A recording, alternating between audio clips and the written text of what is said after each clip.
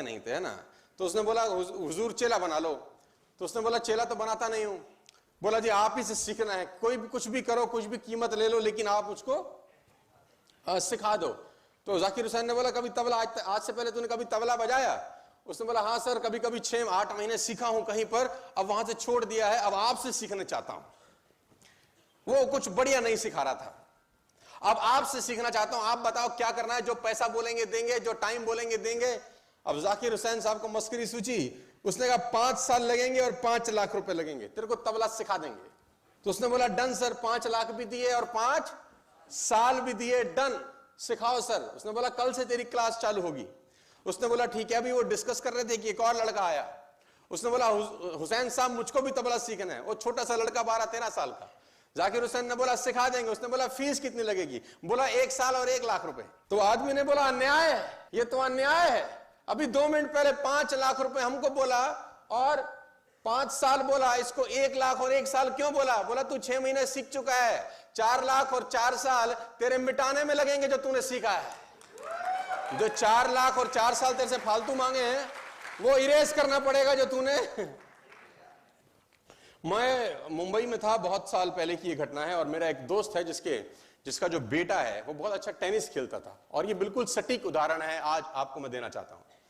उसका लड़का बहुत अच्छा टेनिस खेला करता था। तो वो जब मैं मुंबई में उससे मिलने गया तो मैंने उसको बोला और भाई तेरा क्या हालचाल चल रहा है, तेरा बेटा कैसा है? तो उसने बोला टेनिस खेलता है, शानदार, फोरहैंड मारता है, बैकहैंड मारता है, स्मैश मारता है, और इसमें बड़ी संभावना है, लेकिन एक दुविधा में हूं। तो मैंने पूछा दुविधा क्या है? बोला यहां कुछ खास एकेडमी नहीं है मुंबई के अंदर, मैं चाहता हूं बैंगलोर शिफ्ट हो जाऊं, तू क्या सलाह देता है मुझको? तो मैंने बोला अगर तेरे बेटे में पोटेंशियल लगती है तो आपको शिफ्ट करना पड़ेगा, you have to take risk. उसने बोला मुंबई से मुझे सब छोड़ना पड़ेगा, नौकरी शिफ्ट करनी पड़ेगी, घर शिफ्ट करना पड़ेगा, बहुत सारा तामझाम करना पड़ेगा। तो मैंने कहा जिंदगी बनाने के लिए जिंदगी दांव पे लगानी पड़ती है ना, जब तक रातें ना जागे नसीब नहीं जागता, यू हैव टू गो। तो वो मुंबई से बैंगलोर चला गया, अपना सब तामझाम उठा के, नौकरी शिफ्ट करने के बाद वो बैंगलोर चला गया।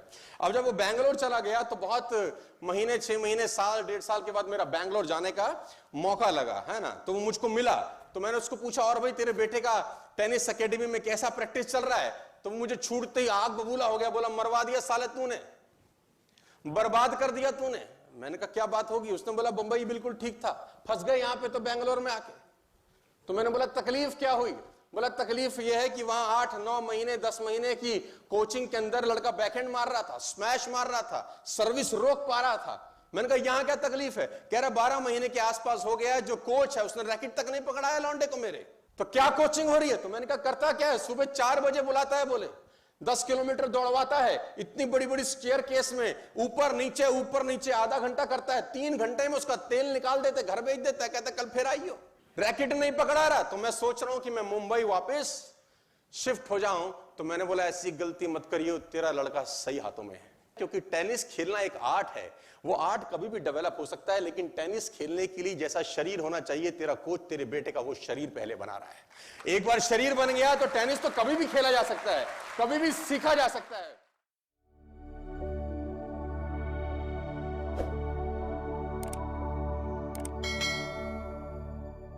तो वो लेडी गई, 3-4 जगह से उसने उसका रेट पता किया। उसने बोला it's a Pablo Picasso painting ma'am. उसने बोला yes it's a Pablo Picasso painting.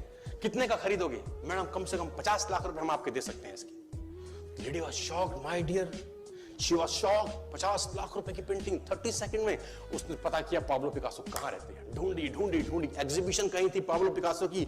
ढूंढते पाब्लो पिकासो के पास पहुंची। सर आपने मुझे पहचाना, मैं वही लेडी हूं, मैं आपको मिली थी, आपने मेरे लिए एक पेंटिंग ड्रॉ करी थी 30 सेकंड में 50 लाख रुपए की। 50 लाख की है सर? उसने बोला यस आई नो, मैंने बनाई है। उसने बोला सर मैं सीखना चाहती हूं 30 सेकंड में 50 लाख की पेंटिंग कैसे बनाई जाती?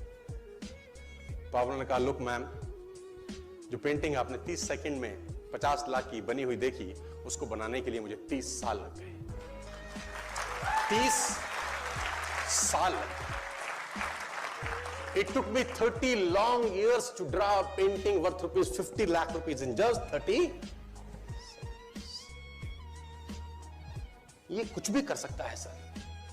कहानियां भरी पड़ी हैं प्रैक्टिस के समुद्र के अंदर, आप निकाले कहानियां हैं ही हैं। मेजर ध्यानचंद को हॉकी का जादूगर बोला जाता है। हॉकी खेल रहे हैं, प्रैक्टिस किसके ऊपर करते हैं? पटरी के ऊपर। जो रेलवे ट्रैक है ना, उसके ऊपर प्रैक्टिस कर रहे हैं बॉल और स्टिक लेकर, को ऐसे ऐसे ऐसे से घुमा रहे हैं कि बॉल गिरे नहीं, बैलेंस बना रहे हैं उसका, और मैच खेल रहे हैं। ओलंपिक के अंदर मैच खेलते रहे। लोगों ने स्टिक तोड़ के देखी कि साला इस आदमी का बैलेंस क्या है, ये चिपका चिपका के चलता है कि मैग्नेट लगा है लकड़ी में, क्या है? स्टिक में कुछ नहीं, क्या था? प्रैक्टिस। स्टिक में क्या था? प्रैक्टिस। हाफ टाइम तक एक गोल ना किया। मेजर ध्यानचंद से उसकी टीम ने पूछा, ध्यानचंद आज तुझको क्या हो गया? हाफ टाइम हो गया, कोई गोल नहीं है, मैच हार जाएंगे। ध्यानचंद ने बोला, रोक दो मैच और पता करो, मेजरमेंट करो, ये गोल पोस्ट साला गड़बड़ है, इस गोल पोस्ट में कुछ गड़बड़ है। उसने बोला, मेजर कैसी बातें करते हो, are you mad, it's Olympic, ये कैसे पॉसिबल है? उसने बोला, मैं नहीं जानता। मेजर ध्यानचंद बहुत बड़ा नाम था। तो रेफरी आए, मेजरमेंट का इंस्ट्रूमेंट लेके आए, गोल पोस्ट मेजर किया, 2 फुट छोटा निकला। आप जानते हैं इसको क्या बोलता हूं मैं? इतना कॉन्फिडेंस, एक्सट्रीम कॉन्फिडेंस है। प्रैक्टिस से दुनिया में बड़े बड़े कीर्तिमान होते हैं सर, और ये आपको जिंदगी में आसमान तक पहुंचा सकता है। आज मैं स्टेज पर हूं, करीब करीब मुझे 15 बरस हो गए बोलते हुए। पहली बार जब मैं स्टेज पर आया, मेरे पैर लड़खड़ाते थे सर, शिवरिंग होता था मुझको। वहीं कहीं कोने में फिक्की ऑडिटोरियम में मैं पहली बार एक अंग्रेज को सुना था। आज से मैंने करीब करीब 18 साल पहले। एक कंपनी थी इंडिया से बाहर की, नेटवर्क मार्केटिंग करती है, नाम नहीं ले सकता। तो वहां बैठा था, पीछे 660 लोगों की सीटिंग थी। मुझे मेरी मासी जी का एक बेटा है, वो मुझको लेके गया उस कंपनी के सेमिनार के अंदर। कहीं पीछे रो में मुझे जगह मिली, 30 रुपए का टिकट था उसका, मुझे आज भी याद है, 20 बरस पहले, 18 बरस पहले। और मैं पीछे की पंक्ति में बैठ के उस अंग्रेज को सुन रहा था। जैसे ही वो अंग्रेज आया, लोग खड़े हो गए, तालियां बजाने लगे, उसकी सीटियां उनके हाथ में थी, विसल करने लगे, झंडे लहराने लगे। मैं वहां बैठा सोच रहा था कि सोनू शर्मा, तेरी जिंदगी में कभी ऐसा हो सकता है?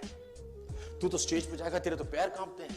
मैं शाही आदमी था, बोला नहीं जाता था, बात नहीं करी जाती थी, लेकिन प्रैक्टिस प्रैक्टिस प्रैक्टिस और प्रैक्टिस, वहां से यहां पहुंच गए सिर्फ और सिर्फ।